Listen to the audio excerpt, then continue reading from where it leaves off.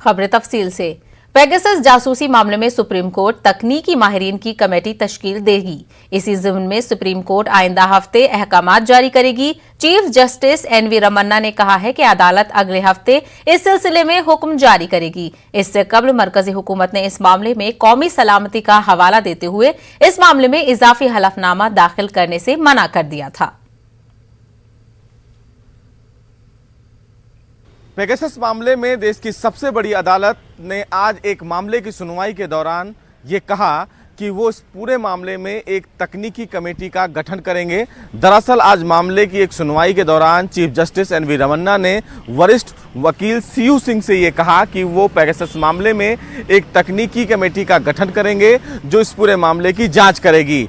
उन्होंने ये भी कहा कि इस मामले में और इस कमेटी में कौन लोग शामिल होंगे अभी फिलहाल उस पर विचार किया जा रहा है। कुछ लोगों से इस मामले में बातचीत की गई, लेकिन उन लोगों ने निजी कारणों का हवाला देते हुए इस कमेटी में शामिल करने से मना कर दिया और इसीलिए इस मामले में आदेश आने में विलंब हो रहा है। आपको बता दें कि सुप्रीम कोर्ट में कुछ लोगों ने निजता के उल्लंघन का हवाला देते हुए सुप्रीम कोर्ट में एक याचिका दाखिल करके ये कहा था कि सरकार के द्वारा पेगासस मामले में कुछ लोगों का जासूसी कराया गया है। हालांकि सरकार की तरफ से सुप्रीम कोर्ट में हलफनामा दाखिल करके ये बताया गया कि सरकार इस पूरे मामले में एक कमेटी का गठन करेगी अपने तरफ से और वो ये जांच करेगी कि इस पूरे मामले में जो आरोप लगाए गए हैं वो आरोप सच हैं या नहीं।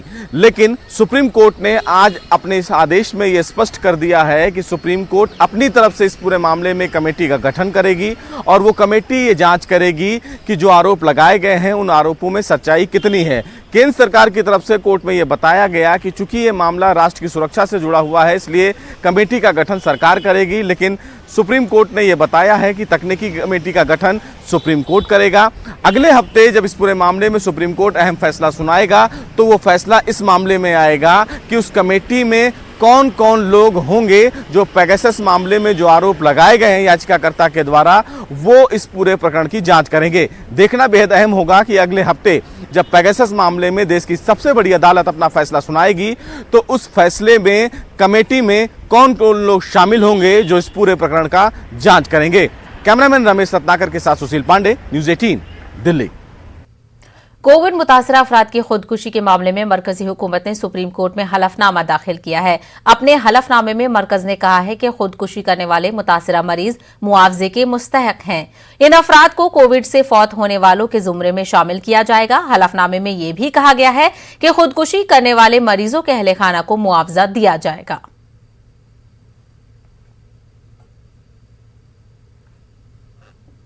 वहीं कांग्रेस ने पीएम केयर फंड, कोरोना अमवात के सही एदादोशुमार और महलूकीन के मुतासरीन को मुआवजे को लेकर मोदी सरकार पर निशाना साधा है। कांग्रेस तर्जुमान सुप्रिया श्रीनेत ने एक प्रेस कॉन्फ्रेंस से खिताब करते हुए कहा कि 50,000 रुपए मुआवजा देने की बात आवाम के साथ एक भद्दा मजाक है। उन्होंने मरकजी हुकूमत से कोरोना से जाबाहक होने वाले अफराद के अहले खाना को 5 लाख रुपए मुआवजा देने की मांग की है। असंवेदनशीलता के चलते कोरोना काल में अनेकों लोगों की जान गई और अब बजाय शोक संतप्त परिवारों के घावों पर मरहम लगाया जाए, उनके घावों पर नमक मिर्च रगड़ने का काम मोदी सरकार कर रही है। कल सुप्रीम कोर्ट में सरकार ने बोला कि कोरोना मृतकों के परिजनों को मात्र 50,000 रुपए, सिर्फ 50,000 रुपए मुआवजे का दिया जाएगा। हम सबको लगता है कि ये मृतकों के परिवारों के साथ इस आपदा काल में एक बहुत भद्दा और क्रूर मजाक है। कांग्रेस पार्टी हर मृतक के परिवार के लिए 5 लाख रुपए मुआवजे की मांग करती है और यह मुश्किल नहीं है। ठीक दिन है कि हम पूछें कि पीएम केयर्स फंड का क्या हो रहा है। आंकड़ों के मुताबिक जो हम आपके माध्यम से पढ़ते हैं, क्योंकि कभी बताया नहीं गया है, 40 से 50,000 करोड़ रुपए उस फंड में आए थे। आप कहते हैं आपने वेंटिलेटर मंगाए, आपने कहा हमने ये किया। ये पैसा प्रधानमंत्री पद की सील पर कलेक्ट किया गया है, सरकारी संगठन, सरकारी नुमाइंदों के द्वारा कलेक्ट किया गया है। इसमें जनता ने अपना पैसा डाला है। इस पर इतनी ओपेसिटी, इतना बड़ा ये गुप्त गोपनीय सीक्रेट क्यों है? क्यों आप देश के लोगों को नहीं बताते? क्यों वहां से आप पैसा और ट्रांसफर नहीं करते हैं कि पैसा ट्रांसफर हो? हमारी 3 मांगे हैं और मैं उस 3 मांगों को जरूर दोहराऊंगी। हम फिर से कहते हैं कि हर मृतक के परिवार को 5 लाख रुपए मुआवजा दिया जाए। मौत के आंकड़ों को छुपाने का जो भद्दा प्रयास किया जा रहा है वो तुरंत बंद किया जाए। हर राज्य में पुनः कोरोना काल से होने वाली मौतों का सर्वे हो और मुआवजे का जो दावा होता है, जो क्लेम होता है, उसको फिर से एक्सेप्ट किया जाए। गोवा में अभी से ही चुनावी माहौल नजर आ रहा है। आम आदमी पार्टी के कन्वीनर अरविंद केजरीवाल के जरिए वादों की झड़ी लगाने के बाद अब बीजेपी भी पीछे नहीं रहना चाहती है। गोवा के वजीर आला प्रमोद सावंत ने कोविड वबा के दौरान हलाक होने वाले लोगों के अहले खाना को फी कस 2 लाख की मदद का ऐलान किया है और जिन लोगों को कारोबार में नुकसान हुआ है उन्हें हुकूमत माहाना 5,000 रुपए भी अदा करेगी। इसी जिम्न में कल सीएम ने मुतासिर अफराद को 5,000 रुपए फराहम भी किए। सीएम ने कहा कि गोवा हुकूमत उन लोगों के साथ खड़ी हुई है जो कोविड वबा के दौरान माली परेशानियों से दो चार हुए। सीएम ने मजीद कहा कि इस कोविड राहत पैकेज से तकरीबन 50,000 खानदानों को मदद मिलेगी। –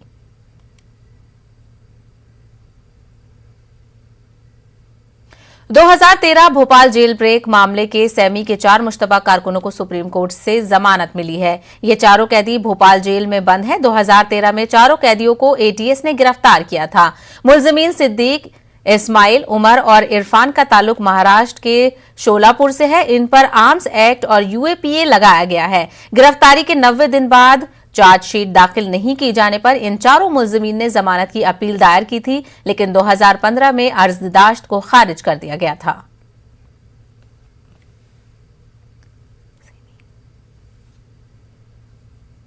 उत्तर प्रदेश के वजीर आला योगी आदित्यनाथ ने गोरखपुर में महंत दिग्विजय नाथ को खराज अकीदत पेश किया। इस मौके पर मुनक्किदा एक प्रोग्राम से उन्होंने खिताब भी किया। योगी आदित्यनाथ ने महंत दिग्विजय नाथ की कुर्बानियों को याद करते हुए उनके उसूलों पर कारबंद रहने की तलकीन की। पधारे महंत अवधेश दास जी, अभिनंदन, आपका स्वागत पूरे छात्र समुदाय की तरफ से, पूरे सभागार की तरफ से। ब्रह्मलीन भारत और भारतीय संस्कृति, मुझे लगता है कि इन दोनों को बचाने के लिए हर भारतीय को तैयार होना होगा। आज जब देश एक नए भारत बनने की ओर अग्रसर है, हर एक क्षेत्र में भारत दुनिया के सामने कुछ नए प्रतिमान स्थापित कर रहा है, तो स्वाभाविक रूप से हर नागरिक को भी अपना आत्मावलोकन करना होगा। आत्मावलोकन इस बात को लेकर के कि आखिर इस देश के लिए, इसकी महान संस्कृति के लिए मेरे दायित्व क्या है और क्या मैं उन दायित्वों का निर्वहन कर पा रहा हूं। सदियों से दबी कुचली भावनाओं का क्या सम्मान देश के अंदर नहीं मिलना चाहिए? अवश्य मिलना चाहिए। उन्हें प्रोत्साहित किया जाना चाहिए। हर स्तर पर उन्हें आगे बढ़ाने की आवश्यकता है और सरकारें उसी प्रकार से अपने उन दायित्वों का ईमानदारी पूर्वक निर्वहन करने का पूरा प्रयास कर रही है। हमने तो उत्तर प्रदेश में इस बात के लिए कहा कि हर धार्मिक पीठ अपने यहां संस्कृत विद्यालय खोले, सरकार उसमें सहयोग करेगी। और हमने तभी तमाम संस्थाओं को कहा कि देखिए, शिक्षकों की तैनाती, संस्कृत के शिक्षकों की तैनाती आप करिए, लेकिन योग्यता को आधार बनाइए। लेकिन योग्यता कौन देगा? योग्यता तो मुझे लगता है कि संस्कृत के विश्वविद्यालय को, संस्कृत के संस्थानों को और आश्रमों को ही देना होगा। आश्रम अगर योग्य लोग, योग्य आचार्य दे दे तो संस्कृत की दुर्गति नहीं होगी। कर्नाटक में तब्दीली मजहब पर रोक लगाने के लिए रियासत की बीजेपी हुकूमत नया कानून लाने पर गौर कर रही है, जिसमें लुभाकर या लालच देकर मजहब तब्दील करवाने की कोशिश को जुर्म करार देने की तजवीज है। इस मुजव्वजा कानून पर ईसाई बिरादरी ने एतराज जताया है। बेंगलुरु में आर्च बिशप रेवरेंड पीटर की सदारत में एक वफ्द ने वजीर आला बिस्वराज बोमई से मुलाकात की है, जिसमें उन्होंने कहा कि इस तरह के कानून से गैर जरूरी फिरकावाराना मसाइल पैदा हो सकते हैं और गैर जरूरी बेचैनी पैदा हो सकती है। वाज़ेह रहे, हाल ही में इस मसले पर असेंबली में भी बहस हुई है और बीजेपी के एक एमएलए ने ईसाई तबके पर इल्जाम लगाया था कि रियासत में बड़े पैमाने पर तब्दीली मजहब का काम हो रहा है और उनकी वालदा समेत कई अफराद ईसाई मजहब में तब्दील हुए हैं।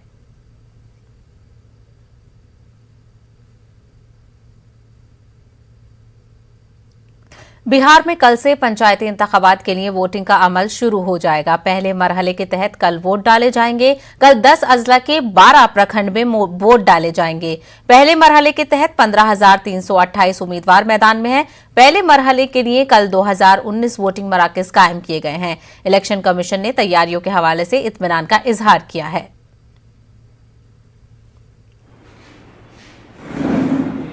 बिहार पंचायत चुनाव के पहले चरण के मतदान के लिए होने वाला जो प्रचार है वो कल शाम खत्म हो गया है और आज से तमाम जो उम्मीदवार हैं वो एक दूसरे के पास जा करके जनसंपर्क के जरिए अब व्यक्तिगत रूप से ये प्रचार कर सकते हैं।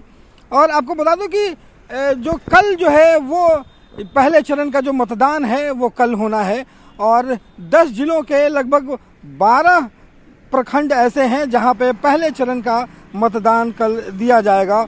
और पहले चरण के मतदान के लिए अगर बात करें उम्मीदवारों की तो 15,328 उम्मीदवार जो हैं वो पहले चरण के लिए नामांकन किया है और यहां पे मतदान देने के लिए जो निर्वाचन आयोग है, राज्य निर्वाचन आयोग, उसके तरफ से 2,119 मतदान केंद्रों का गठन किया गया है और जहां पे ये मतदान होगा। आपको बता दूं कि यहाँ पे निर्वाचन आयोग ने तमाम जिला जो अधिकारी है और जिलाधिकारियों के साथ बैठक करके एक सघन अभियान चलाने का भी हिदायत दिया है और कहा है कि वैसे सभी लोग जो गड़बड़ी फैलाने वाले हो सकते हैं, आरोपित है, उसके विरुद्ध जो है वो तेजी से कार्रवाई की जाए। लगातार जो छापेमारी है, सघन छापेमारी की जाए और सुरक्षा की जो तैयारियां हैं वो मुकम्मल की जाए। आपको बता दूं कि यहाँ पे लगभग तमाम जो जितने भी उम्मीदवार हैं उनको लेकर के कई जो दिशा निर्देश हैं वो दिए गए हैं। पहली बार ऐसा होगा कि कल जब मतदान होगा तो वहाँ पे बायोमेट्रिक सिस्टम लगाया गया है जहाँ पे एक एक जो मतदाता है उसकी पहचान की जाएगी। बायोमेट्रिक ढंग से थंब इम्प्रेशन लिया जाएगा, आंखों का जो है वो निशान लिया जाएगा ताकि कहीं से भी कोई गड़बड़ी ना हो सके और सुरक्षा को लेकर के व्यापक इंतजाम किए गए हैं। आज पूरे दिन जहां भी मतदान के लिए जरूरी सामग्रियां पहुंचानी है वो पहुंचाई जा रही है और कल सुबह से यहां पे मतदान शुरू होगा तो इसकी पूरी तैयारियां जो है वो चल रही है। सुरक्षा को लेकर के खासा ख्याल रखा गया है और तमाम कार्रवाइयां जो है मतदान पेटी हो, ईवीएम मशीनें हो, तमाम पहुंचाने का काम आज पूरे दिन किया जाएगा। कैमरा पर्सन मनीष जुनेजा के साथ Ravi S Narayan, news 18 Patna. Aligarh Muslim university में तिब की पढ़ाई करने वाले तलबा के लिए खुशखबरी है। एएमयू के जवाहरलाल नेहरू मेडिकल कॉलेज में एमबीबीएस के लिए 50 सीटों का इजाफा किया गया है। ये अहकाम आइंदा साल से काबिल अमल होंगे। इससे पहले 50 तलबा एमबीबीएस में दाखिला ले सकते थे, लेकिन अब 50 सीटों के इजाफे के बाद 200 तलबा एमबीबीएस में दाखिला ले सकेंगे। अलीगढ़ मुस्लिम यूनिवर्सिटी के vice chancellor professor Tariq Mansoor ने ट्वीट करके इस बात की जानकारी देते हुए कहा है कि वजारत सेहत ने एएमयू के जेएनएमसी में एमबीबीएस के लिए 50 सीटों के इजाफे की दरख्वास्त को कबूल कर लिया है। तारिक मंसूर ने कहा कि एएमयू के पास इंफ्रास्ट्रक्चर, असातिज़ा की माकूल तादाद और अस्पतालों का माकूल ढांचा मौजूद है। मरकजी वक्फ कौंसिल की टीम आंध्र प्रदेश के 2 रोजा दौरे पर है। टीम ने आज विजयवाड़ा में रियासती वक्फ बोर्ड के सदरनशीन और अरकान से मुलाकात की है और औकाफी इमलाक के मुख्तलिफ मसाइल पर तबादले ख्याल किया। मरकजी वक्फ कौंसिल की टीम में नौशाद, रईस खान पठान, मुनव्वरी बेगम, डॉक्टर दरख्शा इंद्राबी, हनीफ अली, मोहम्मद हारून, वसीम राहत अली खान, नौशाद जफर शामिल हैं। सीडब्ल्यूसी टीम ने आंध्र प्रदेश में औकाफी जायदाद के तहफ्फुज और इमलाक की तरक्की, नाजायज कब्जों को हटाने, रियासती वक्फ बोर्ड के एडिट रिपोर्ट का जायजा लेगी। शहरी वक्फ समिति, विकास बहुजन, कौमी वक्फ बोर्ड, तरक्याती स्कीम, रियासत और मरकज के दरमियान वक्फ के मसाइल पर तबादले ख्याल किया। मरकजी टीम औकाफी इमलाक का भी दौरा करेगी।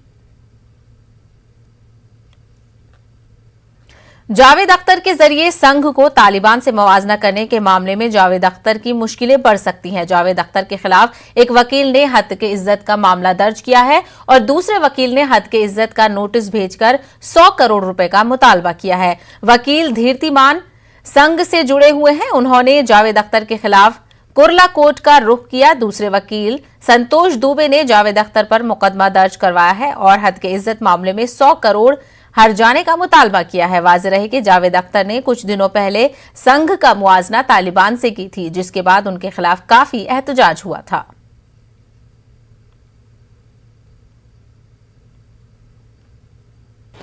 कुछ दिन पहले श्री जावेद अख्तर ने एक न्यूज़ चैनल के माध्यम से आरएसएस, वीएचपी और बजरंग दल की विचारधारा ये तालिबानी विचारधारा है ऐसा वक्तव्य किया था। ये वक्तव्य से मुझे बड़ा ही कष्ट हुआ और इसीलिए मैंने कुर्ला कोर्ट में क्रिमिनल डेफेमेशन फाइल किया है और इसकी अगली सुनवाई 30 सितंबर को है। और ये डेफेमेशन के अंतर्गत मैंने न्यायालय से मांग की है कि उन्हें 500 आईपीसी के जो कलम है उसके नीचे उचित दंड हो, ऐसी मेरी मांग है। मध्य प्रदेश में ओबीसी के बाद आदिवासियों को अपनी जानिब राग़िब करने को लेकर बीजेपी और कांग्रेस के बीच सियासी घमासान छिड़ गया है। आदिवासियों को खुद कफील बनाने और उन्हें तरक्की के मौके फराहम करने के लिए वज़ीर आला शिवराज सिंह के जरिए जहां पैसा एक्ट का मजबूती से निफाज करने का दावा किया जा रहा है, तो वहीं कांग्रेस ने वज़ीर आला शिवराज सिंह के दावों को गुमराहकुन करार देते हुए इसे फरेब करार दिया है। कांग्रेस का कहना है कि आदिवासियों की हिम्मत जहत तरक्की के लिए पैसा एक्ट का निफाज कांग्रेस हुकूमत ने 1996 में किया था। अगर बीजेपी और वज़ीर आला को आदिवासियों से इतना प्रेम है तो मध्य प्रदेश में किसी आदिवासी को वज़ीर आला बनाकर दिखाएं। नई तहसील जनजाति क्षेत्रों में पैसा एक्ट का क्रमशः क्रियान्वयन हम शुरू कर रहे हैं। 5वीं अनुसूची के प्रावधान भी लागू किए जाएंगे। 16 सालों से मुख्यमंत्री रहे माननीय शिवराज सिंह चौहान जी का इन दिनों अचानक आदिवासी प्रेम जागा है। उन्हें दिन रात कथित तौर पर आदिवासियों की चिंता सता रही है। हम उनसे आग्रह करना चाहेंगे कि वे लगातार इस पद को सुशोभित कर चुके हैं। अब वे अपनी पदी तृष्णा को त्यागें और किसी आदिवासी को मुख्यमंत्री पद सौंप दें, तो उनका वास्तविक आदिवासी प्रेम प्रमाणित हो सकता है। वहीं राजधानी भोपाल की खस्ताहाल सड़कों की मरम्मत करने के लिए वजारत शहरी तरक्कियात ने फैसला किया है। नगर निगम सीपीए और पीडब्ल्यूडी के तहत आने वाली 4566 किलोमीटर लंबी सड़क की मरम्मत को लेकर वजीर बराए शहरी तरक्कियात भूपेंद्र सिंह ने अफसरान के साथ मीटिंग की और 1 माह में काम को मुकम्मल करने का अहकाम जारी किया है। मध्य प्रदेश में सैलाब मुतासिरा इलाकों में सड़कें तो खस्ताहाल हुई ही थी, मगर राजधानी भोपाल में बारिश के दौरान शिकस्ता हुई सड़कों ने हुकूमत के तमाम दावों की पोल खोल दी है। मैंने भोपाल की सड़कों की समीक्षा बैठक की है और जो नगर निगम और सीपीए की सड़कें हैं इसके बारे में हमने निर्देश दिया है कि 1 तारीख से सभी सड़कों पर कार्य प्रारंभ किया जाए जो नगर निगम और सीपीए की सड़कें हैं। और अक्टूबर माह 1 माह का समय हमने दिया है। 1 माह में इनको कंप्लीट हमें करना है। जहां पर टोटल रिपेयरिंग होना वहाँ टोटल रिपेयरिंग होगी, जहाँ पर पैच में होना वहाँ पर पैच में होगा। पर अक्टूबर माह में भोपाल की पूरी सड़कें ठीक करने का अभियान चलेगा। कोरोना वबा के दौरान बाहमी इमदाद और इन्हिसार का जज्बा मुस्तहकम हुआ है। मुल्क इस वबा से मुत्तहिद होकर मुकाबला कर रहा है। टीकाकारी के ऐलान के बाद हम बेहतर ताउन करें जिससे हम कोरोना को मात देने की जानिब कदम बढ़ा सकें। नेटवर्क 18 इस मुहिम में हर कदम पर आपके साथ रहेगा। जब तक सभी महफूज नहीं तब तक कोई महफूज नहीं होगा। इसी सोच की बुनियाद पर हमारी मुहिम संजीवनी का मकसद ये यकीनी बनाना है कि वैक्सीन पाना सभी हिंदुस्तानियों का हक है।